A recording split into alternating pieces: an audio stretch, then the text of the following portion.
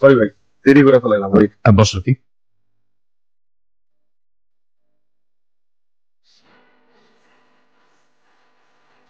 এ হলো রকি। এই তাহলে সে যার কথা তুমি অনেক বলো। Hello Rocky. এই ছেলের নাম রকি কেন? নাম তো হিরো হওয়া দরকার, পুরাই হিরো। আমার কি দেখতে খুব বাজে লাগতেছে নাকি? তাকে আছে আমার দিকে।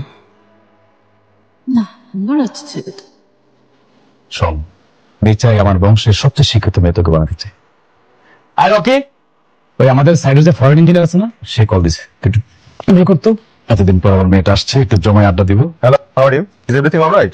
No, I can not hear you. Hello.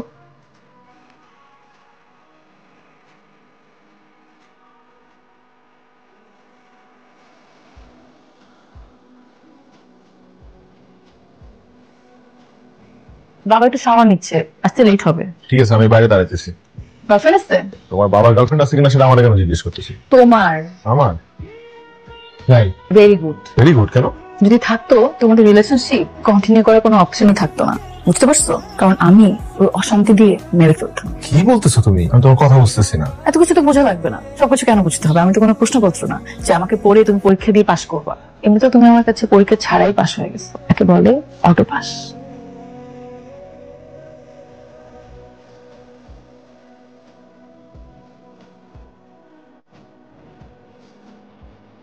কি করলো এটা? সিগারেট তো খাওয়া যাবে না রকি, সিগারেট খাওয়া আমার পছন্দ না, এটার গন্ধ আমি নিতে পারি না। এই যে তুমি সিগারেট খাও, তোমার গা থেকে যে গন্ধ আসে, এটা আমার ভালো লাগে না। এই 2 দিন যাবত আমার লগে যা করতেছে এটা কি ঠিক হইতেছে? সিগারেট খামু কি খামু না এটা পুরোপুরি আমার পার্সোনাল ব্যাপার। আমার কাছে তো তোমার পার্সোনাল বলে কিচ্ছু নাই, আমার যেটা ভালো লাগে আমি সেটাই করবো। কোনো সমস্যা রকি? অনেক বড় সমস্যা, এই বয়সটাই সমস্যা। ইম্যাচিওর একটা মেয়ে, আমি ম্যাচিওর, এই কারণে আমার মনে হচ্ছে তোমার আমার লাইন আনতে হইব। আমার বয়স 24, সেটা থেকে মেয়েদের ম্যাচুরিটি তাড়াতাড়ি আসে। এই আজকে থেকে এটা আমার, করি না, এটা আমার প্রিয় করি। আজকে থেকে এটাও আমার। আমার কিছু ফেসটা বন্ধু আছে, আমি নতুন যাই কিনি আর টান দিয়ে নিয়ে যায়। শোনো, আমি না ঘুরে পেঁচে কোনো কথা বলতে পারি না, যা বলি সরাসরি বলি। আমি তোমাকে ভালোবাসি রকি। আস্তে আস্তে, পাগল হয়েছে নাকি? তোমার বাপরে আমি ভাই ডাকি, জামশেদ ভাই হিসাবে তো তোমার আমার আঙ্কেল ডাকার কথা। এখন ভাই ডাকতেছো, পরে শ্বশুর আব্বা ডাক। এমনি পাগল। সুস্থ মানুষেরা না সত্যিকারে ভালোবাসতে পারে না, যারা সত্যিকারে ভালোবাসে তারা একটু পাগলই হয়, বুঝছো? বুঝাবো না, বুঝাই দিই। ছাড়ো। বাচ্চাদের মধ্যে কাঁপতেছে। এই রকির ওই সাহস, রকির এখন কাঁপতেছে কেন?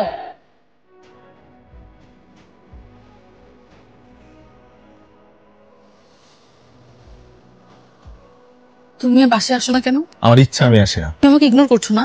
তোমাকে আমি অ্যাটেনশন দিলাম, কবে ইগনোর করবো? তুমি আমাকে কি ভাবছো আমি জানি না, তোমাকে নিয়ে আমার মাঝে কেন হঠাৎ এমন হলো সেটা আমি জানি না। বলে না লাভ এট ফার্স্ট সাইট, তোমাকে সেটা হয়েছে। আমি তোমাকে ছাড়া থাকতে পারবো না। আমি বহুত বন্ধু বান্ধবরে দেখছি এবং তাদের গার্লফ্রেন্ডে দেখছি, যখন প্রেম করে তখন এত বড় বড় কথা বলে, তোমার ছাড়া থাকতে পারবো না, বাঁচতে পারবো না, কিন্তু ঠিক ওই মেয়েগুলাই বিয়ে করে পোল্টি মাইট আরেকটা ছেলের সাথে চলে যায়। হয়তো তাদের প্রেমিকারা তখন আবেগের বয়সে ছিল, তাই এসব বলেছে, কিন্তু আমি আবেগের বয়সে নাই। তোমার বাবা জামশেদ ভাই আমার জীবন সেট করে দিছে। আজকে আমি যে পজিশনটা হোল্ড করি, যে সম্মানটা পাই মানুষের কাছ থেকে, শুধুমাত্র তোমার বাবার জন্য। আরে তো আমি রাস্তায় রাস্তায় পড়ে থাকতাম, আমার কি আছে জীবনে, কি ছিল জীবনে? আমি যদি তার সাথে বেইমানি করি, সেই জীবনে আর একটা মানুষকে বিশ্বাস করতে পারবে না। রকি, আমি যদি এখন চলে যাই, আমি কিন্তু জীবনে আর তোমার পিছনে আসবো না। আমি তো এটাই চাই, তুমি আমার পেছনে আর কখনো না আসো। না আসলে তুমি সুখী হবা? অবশ্যই, অনেক সুখী হবো। নিয়ে দিলাম তোমাকে সুখী। Thank you.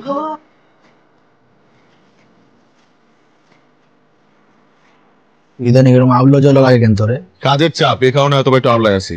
তোর আর পিয়াসার ব্যাপারটা আমি কিন্তু জানি। সত্যিকারের ভালোবাসা জীবনে সবসময় আসে না, কিন্তু যখন আসে ওইটাকে গ্রহণ করে নিতে হয়। হ্যাঁ ঠিক আছে, ওই সময়টা একটু কঠিন, অনেক স্ট্রাগল আছে, অনেক প্যারা যায় এটাতে, কিন্তু তারপরও নিজের ভালোটা বুঝতে হবে। আর ওই যে প্যারা স্ট্রাগল এগুলো থেকে বেরোর জন্য সঠিক পথটা আবার তৈরি বের করতে হবে।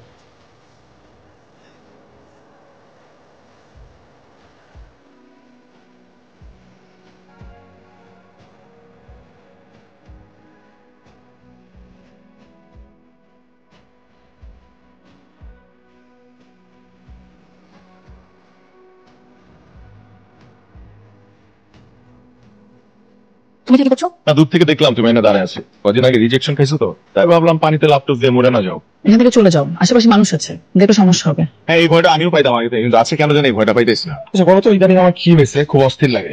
তোমার কেন অস্থির লাগে এটা আমি কিভাবে বলবো? আচ্ছা তাহলে এটা বলো যে আমি তোমার এত মিস করি কেন? যেখানে যাই খালি তোমারই খুঁজে বেড়াই। তোমার মন তুমি জানো। আমি তো মানুষের মন বুঝি না, মন পড়তে পারি না। যদি পারতাম আমি সবাইকে তোমার মন পড়তাম, তাহলে এত কষ্ট পেতাম না। জীবনে অনেক মানুষের কাছে অনেক চিন্তা কথা শুনছি, কিন্তু কষ্ট লাগে না। আর আজকে তোমার এই সামান্য কথাতেই আমার খুব খারাপ লাগতেছে। হয়তো ভালো লাগার মানুষের মুখে খারাপ কথা শুনলে খুব কষ্ট লাগে, আমার সাথে মনে হয় ওই জিনিসটাই করতেছে। তোমার সাথে কি ঘটছে না ঘটছে সেটা আমার দেখার বিষয় না, আমি এটা জানতেও চাই না। সেদিন তোমার মধ্যে যে অনুভূতিটা হয়েছিল সেটা আজকে আমার মতো হয়েছে। অনেক দেরি করে ফেলেছো। মনের উপর তো জোর খাটায় লাভ নাই। হ্যাঁ, আমার মন একটা দোষ করছে, একটু সময় বেশি নিচ্ছে, কিন্তু হাসি তো আর দেওয়া যাবে না, বেশি দেরিও কিন্তু করে নাই। ভালোবাসায় 1 মিনিটের দেরিও দীর্ঘ রজনীর সমান, দীর্ঘ বরসের সমান। তোমার কাছে মনে হচ্ছে তুমি দেরি করো নাই, কিন্তু আমি জানি এই কটা দিনের কষ্ট কত হাজার রজনীর যন্ত্রণা দিয়েছে। তুমি চলে যাও, ভুলে যাও আমাকে। দেখো পিয়াসা, আমি বুঝতে পারতেছি সেদিন তোমার কেমন লাগছিল। আমি তোমার কাছে আরেকটা সুযোগ চাই। আমি তোমাকে ভালোবাসবো না।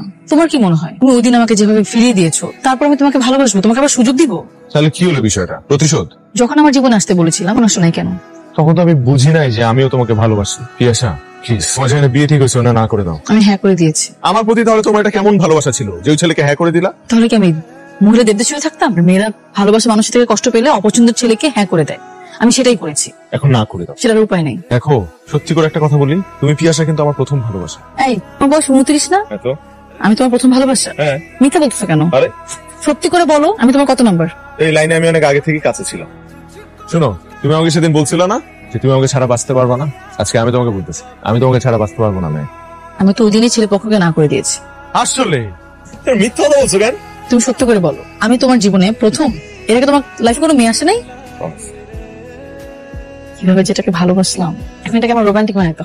আসলে একটা আনরোমান্টিক। একদম। কি ব্যাপার, তুমি কাঁপতেছো কেন? ছেলেটা কিছুই বোঝে না।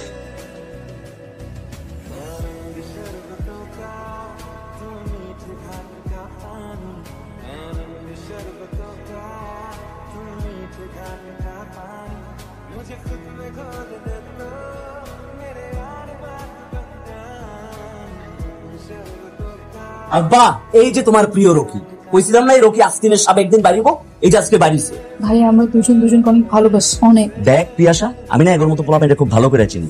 এগোর জীবনের একটাই ধান্দা থাকে, কি জানোস? তোর মতো রিচ ফ্যামিলির মায়ারে সুন্দর করে প্রেমের জালে ফাঁসায়া নিজের একটা লাইফ সেটেল করে। এই চুপ কর, তখন যা কইছস কইছস। ওর ভাই দিকে আমি তোরে কিচ্ছু কই নাই।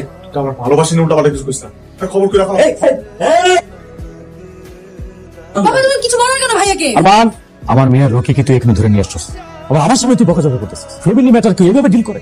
কমন সেন্স আছে কিছু? আব্বা আজকেও তুমি আমার না করতেছ এত কিছু দেখার পরে? আব্বা আমি যা বলবো তাই। ওকে তো ভালো ছিল, শিক্ষিত ছিল, ওদের পরিবার ভালো, আমাদের স্ট্যাটাসের সাথেও যা। আমি ওকে ছোটবেলা থেকে চিনি। তুই যেমন আমার ছেলে, রকিও কিন্তু আমার একটা ছেলে। ওরা একে অপরের সাথে জড়ে গেছে। আমার দায়িত্ব হচ্ছে দুজনকে এক করে দেওয়া। আব্বা কি কইতাছো তুমি? এই রকি হইব আমার বোনের জামাই? তোমার কি মাথা ঠিক আছে আব্বা? তুমি কি সেন্সে আছো আব্বা? আমি যা চিন্তা করছি, বুঝে শুনে চিন্তা করছি।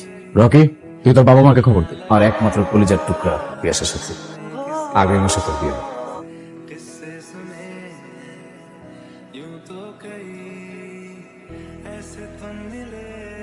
কি হইছে?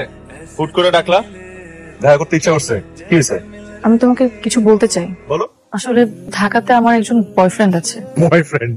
আমি এখানে আসার পর থেকে ওর সাথে আমার ঝামেলা হয়। আমি ভেবেছিলাম আমাদের সম্পর্কটা ঠিক হবে না। বলে গেছে। আমি ওকে ভুলতে পারছিলাম না। এখন পারছো বলতে? কি বলতেছো এগুলা? করতেছো নাকি আমার সাথে? ভাইজামি? আমি তোমার সাথে টাইম পাস করেছি। আমি ভেবেছিলাম তোমার আমার ব্রেকআপ হয়ে যাবে, কিন্তু আমি এটা বুঝি নাই যে আমার পুরো ফ্যামিলি তোমার আমার ব্যাপারে জেনে যাবে আর তারা এভাবে সবকিছু মেনে নিবে। এখন আমার বয়ফ্রেন্ড ও আবার আমার জীবনে ফিরে এসেছে। আমি চাই না আমাদের বিয়েটা হোক। তাহলে এতদিন যা ছিল এগুলো কি সব নাটক? নাটক করছো তুমি আমার সাথে? এটা কি আমার সাথে সম্পর্ক খেলা? এটা কি টাইম পাস তোমার জন্য? টাইম পাস করার জন্য আর কাউরে পাইলা না? হ্যাঁ, তোমার মতো ছেলের সাথে প্রেম করা যায়, বিয়ে করা যায়। তাহলে দিনের পর দিন বিয়ের পর এইটা করবো, বিয়ের পর ওইটা করবো, এইসব প্ল্যান কে করছো? তুমিই তো করছো। ঠিক আছে, আমি আবারও জিজ্ঞেস করতেছি, তোমার ঠান্ডা মাথায় জিজ্ঞেস করতেছি, তুমি এগুলো আমার সিরিয়াসলি বলতেছো না ফাইজলামি করতেছো? ঠিক আছে, আমি ফান করছি না। আমি সত্যি চাই না আমাদের বিয়েটা হোক। তোমাকে বিয়ে করার চেয়ে মরে যাওয়া অনেক ভালো। তাহলে আমার সাথে এরকম করলি কেন? আমার সাথে কেন? কি ক্ষতি করছিলাম আমি তো তোর কাছে আসি নাই। তুই আমার কাছে আসছিস, কথা বলছ না কেন? কথা বল, কম দোষ কেন হন? সিনেমায় ভালো ভালো অভিনেত্রী অভিনেতাগুলা অভিনয় কেন করে না জানোস? কারণ তারা বাস্তব জীবন অভিনয় করে। তোর মতো অভিনেত্রীরা বাস্তব জীবন অভিনয় করে জীবন শেষ করে দেয় আমার মতো ছেলেদের। তোর বাপ রে গিয়ে বল যা যে তুই বিয়ে করবি না। এটাও বলিস যে তুই কত বড় একটা অমানুষ। আমার বাবার কিছু বলতে পারবো না, আমার বাবা আমাকে মেরে ফেলবে। আমি তোমার পায়ে ধরি, তুমি আমাদের বিয়েটা আটকাও। আমি চাই না তোমার সাথে আমার বিয়েটা হোক। তুই কি মনে হয় আমার কাশ্মীরের ময়লা? হ্যাঁ, আজ পর্যন্ত এত বড় ধাক্কা খাওয়ার পর এই প্রথম আমার মাথা ক্র্যাক হয় নাই। কারণ তুই ব্যথাটা আমার কলিজায় দিছস, আমার মাথায় দিস না, আমার কলিজায় দিছস তুই ব্যথাটা। আমি তোর বাপরে গিয়ে বলতেছি যে আমি তোর বিয়ে করবো না, আমি বলবো তোর বাপ। আর দেখ আমার দিকে তাকা, এই চেহারাটা তুই জীবনে আর দেখবি না, কারণ আমি এই শহর ছেড়ে চলে যেতেছি। কোনো অভিশাপ দেবো না আমি তোর, কারণ দোষটা পুরোপুরি আমার ছিল। আমি একটা ফাউল যে তোর মতো একটা মেরে ভালোবাসছি।